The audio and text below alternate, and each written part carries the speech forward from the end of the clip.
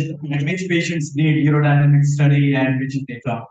But obviously, there is some complication because this gentleman from Britain has shown that between Euroflows and all the patients before operation, after operation, and he shows something very interesting. He said that not all patients including POR have obstructed flow rates.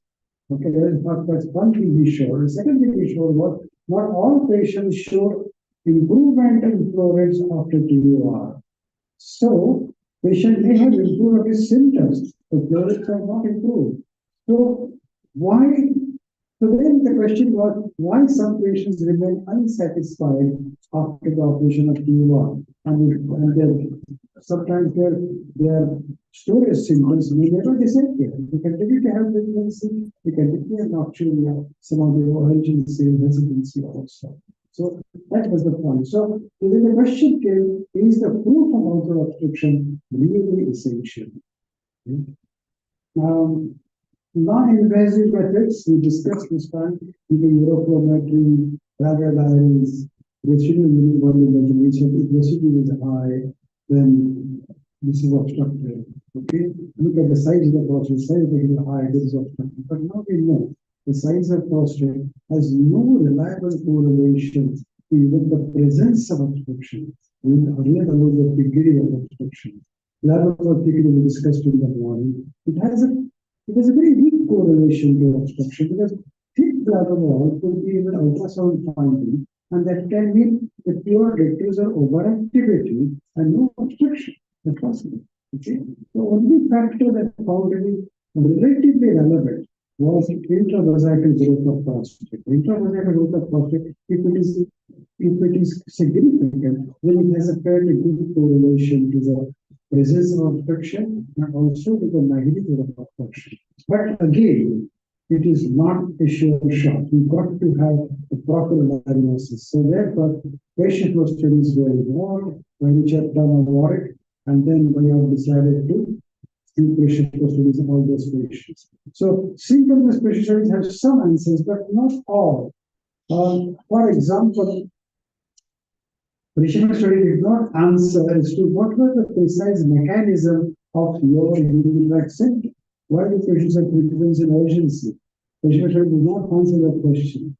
No satisfactory explanation to chronic urinary retention. Is it because of obstruction? Is it because of detrusor dysfunction primarily?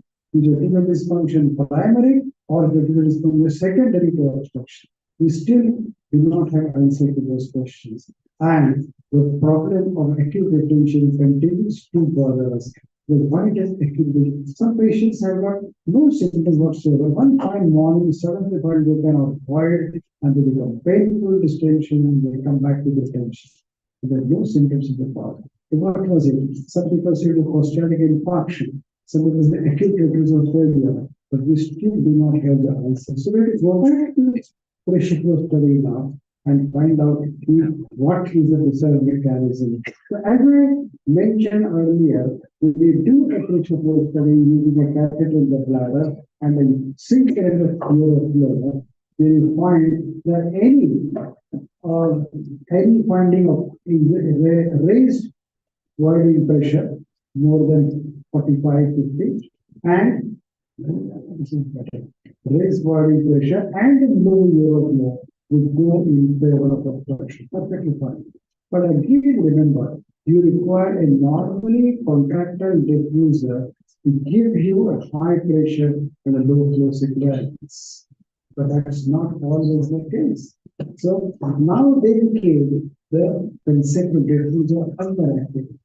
And if we find that a lot of these patients have got diffuser underactivity as a cause of their body dysfunction. And then we found out the patient who have underactive diffuser, for example, diabetic cytopathy, peripheral neuropathies, they produce underactivity and they have similar symptoms like overflow, hesitancy, straining, high residue, recurrent UTIs, and they may have a large prostate also. But how do you distinguish which one to pick up for surgery? Why is underactivity suddenly caused so much confusion in understanding? And therefore now I have to give you a very simple graph telling you that in a patient's man's life, reducer strength declines as the age advances. That's number one. And also the urethral resistance increases as the age of life. All right. So you have a situation where diffusion is declining in strength and the resistance is increasing in severity. So you get various complex combinations of diffusion contraction and increased resistance at any given time, depending on what time you can the patient. Right.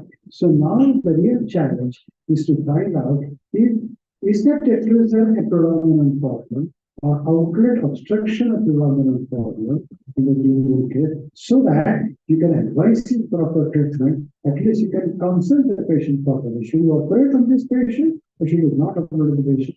If you operate on the patient, how you should counsel him. So this is the basic situation, and therefore we have to revisit the concept of obstruction. What is obstruction?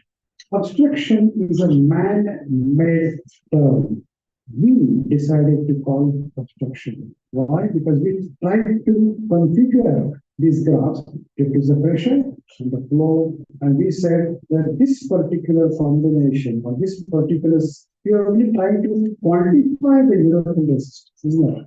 What I'm going to do is quantify the urethral resistance. And we said that beyond this particular resistance, patient may develop symptoms or may develop pathological changes in the bladder. So that line must be called obstruction. That is what we decided. And that's why it's why I say obstruction is a man-made term. You decide that this particular magnitude of resistance should be called obstruction, depending on which magnitude causes pathological changes.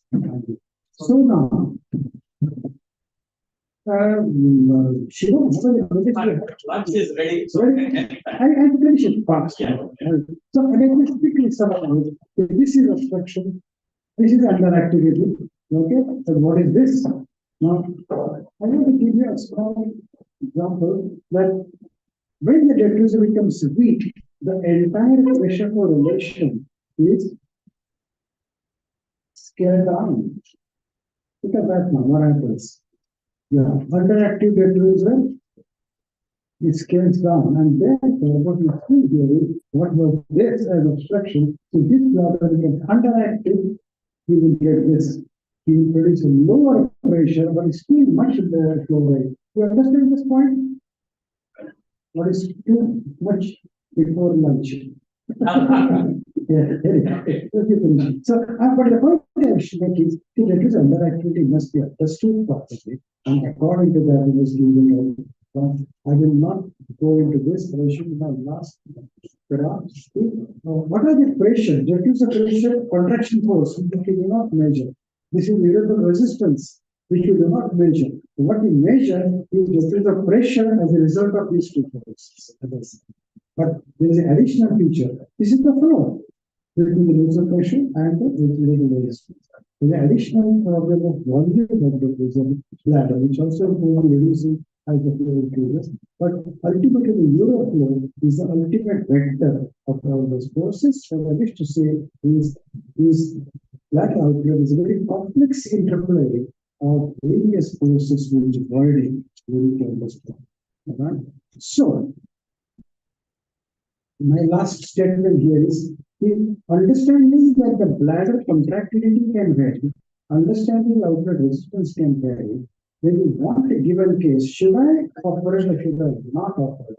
I think the question we need to answer is not whether the bladder outlet is obstructed. Now, please don't say this in examination. This is just my thought with you as interaction, right? Not if the bladder obstructed, not if the bladder is underactive, but the real question we need to answer is how is this bladder going to handle this outlet? Okay, and therefore, I feel that is invasive pressure study essential before advising of the operative therapy? And I think it will be yes, because it will predict such perpetrators. It will tell us the answer to the question, will he avoid? And we can counsel the patient more appropriately. Just a thought I have given you. Think about it. If possible, we can discuss over the point of lunch. Thank you very much. Thank you, everybody. I think we will break here for lunch. And within 15-20 minutes, please come back to the hall. The patient is getting ready and we will start the live.